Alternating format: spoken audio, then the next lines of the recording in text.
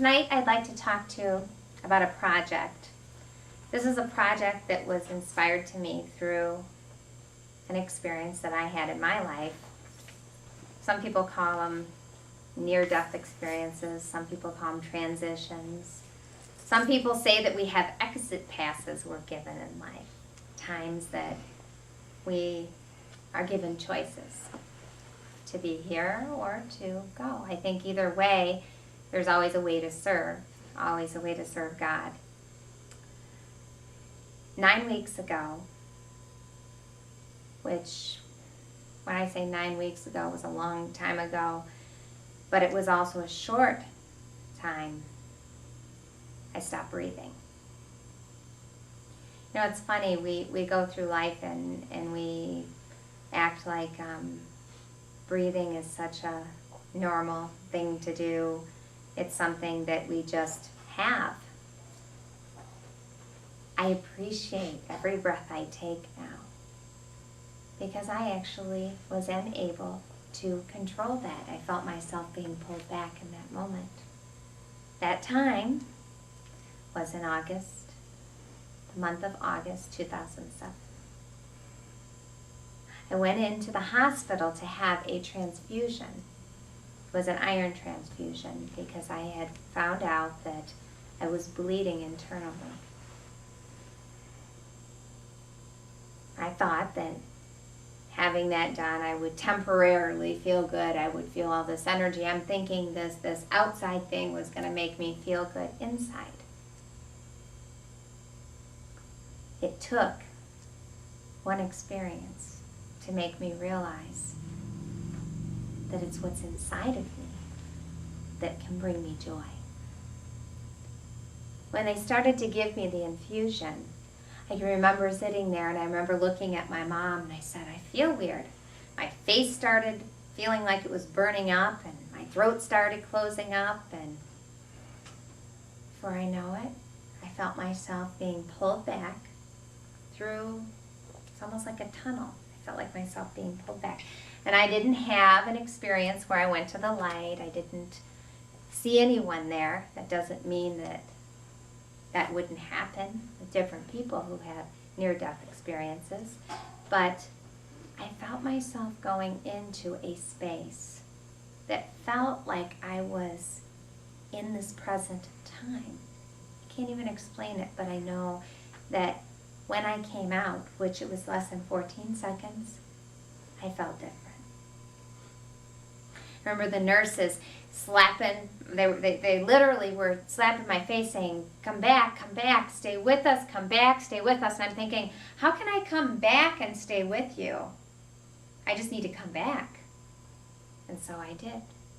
My mother was standing next to me, and if you can imagine how a mother might feel with her daughter, seeing that she might be losing her daughter, all I could do was look at her and feel her. Then I started to look around the room because at that time I was at a place, I was in the cancer center, and there were all these people around me who were hooked up to IVs. Some of them were getting blood transfusions, some of them were getting chemo. And I looked at them, and none of them looked afraid to me. I realized that they had something in them that many of us just take for granted. They had a passion to live life. Every one of them were still. And I left. And I thought, okay, that didn't work. Something else has to work. There's got to be something. What is it? What is it that I needed to do? I had written a book called The Bless You Book, which is these little coupons you tear out for people and you give them to people. And they say, bless you for caring, bless you for taking time for me. So that they could feel that they were appreciated. So that they could feel that they were part of a whole. I walked home, I walked into my door, And I looked on my table and I saw the draft of that book sitting there. I thought, there's something with this. There's something more. What is it? I went to bed and I dreamed. I saw very bright light, and it was a bush. It was a bush that was on fire, and it was talking to me. It was such a strong, loving, but also powerful energy that was coming from that when it spoke to me, I could begin to feel myself. And the message that I got was that we are all one. You chose to come back. You chose to be here to teach people about unity. But you must know that you also you need to feel that within yourself. And I was told that there were other things I was supposed to do, and I would be given other messages, that I had a path to walk, but I also needed to do it right. And I thought, how can I do this? I mean, I'm already doing it.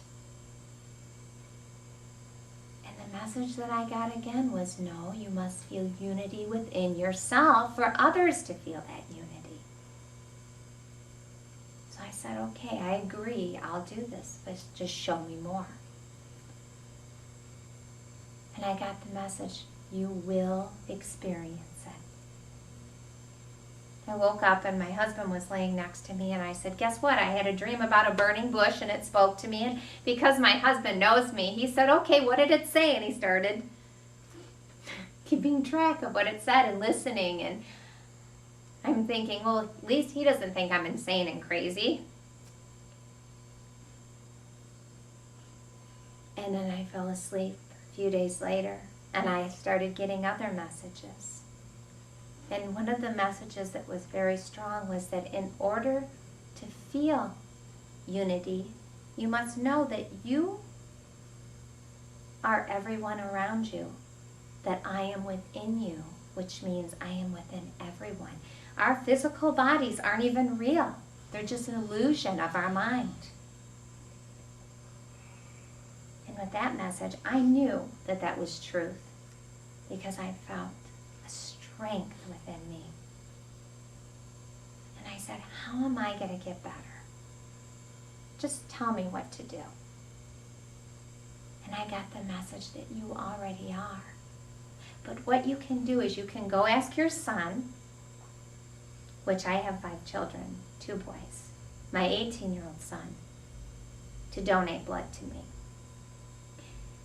I was told that he had the exact same blood as me. I didn't know what blood type my son had. All I know is I was an A positive blood type. And that I was to tell people how important it is to bless people by giving blood or by giving to them, by doing things. But when you bless others, you also bless yourself. And I thought to myself, how am I going to ask my son, who has this big baseball tournament going on, to go and give me blood, because I was going to have this transfusion, and he was going to have to go to give that blood within a day. They said, just ask. So I did. I went to him and I said, will you donate blood? I need blood. I need blood to breathe right now. I need it in my body. And he went right to the Red Cross. And he gave blood. And so did my mother. So did my father. So did my brother. Next thing I know it, I had all these people calling me saying, I'll go, I'll donate, I'm going to do this. And I'm going, wow, this is just so amazing. It's almost so amazing that you feel like, what did I do to deserve this? And the message I got was, it's not what you did to deserve it, you just do. We all need to honor one another. It's that easy. So I went and I had my transfusion. My doctor, by the way, my son, matched me perfectly. He was an A positive. And I was so, because of my personality, I said, I want to know whose blood bag that is right now. And they checked on it and they said, it's your son's. And then I was getting my mother's blood also. But I also matched with my brother and my dad because they both gave blood also. But he was the exact same blood type as me. And I was told that when I would receive his blood, because of the karmic, because of this bond that we shared, that my blood count would not go down. That I would still bleed, but it would not go down. And I failed to mention that my blood count was my hemoglobin count was a 6.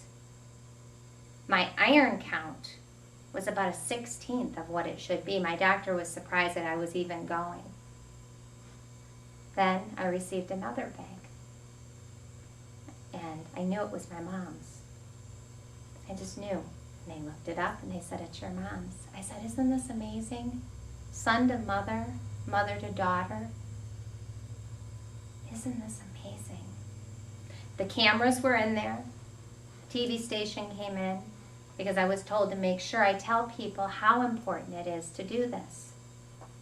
Everybody told me, you're going to wreck your career because everybody's going to think you're sick and they're not going to want to come and see you. And I said, that's ridiculous. It's important for us to share and to let one another know how important it is to bless one another. That day I walked away. It was just amazing because I felt, because of the blood, and my blood count went up, I felt like a new person.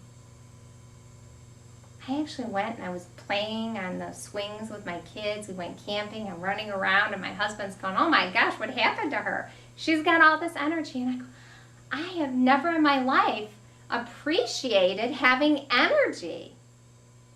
And then I got the message, but you already have that energy. You just think you don't. You need to start a project. So at 3 o'clock in the morning, I called my friend and I said, I am legally filing right now, this moment at 3 o'clock in the morning for the Bless You Project. I am legally filing to start a business, to start a nonprofit. She told me, what?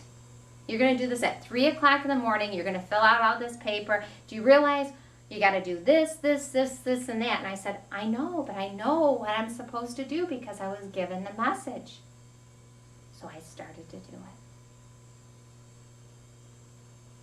it. And I hit submit, and I just trusted.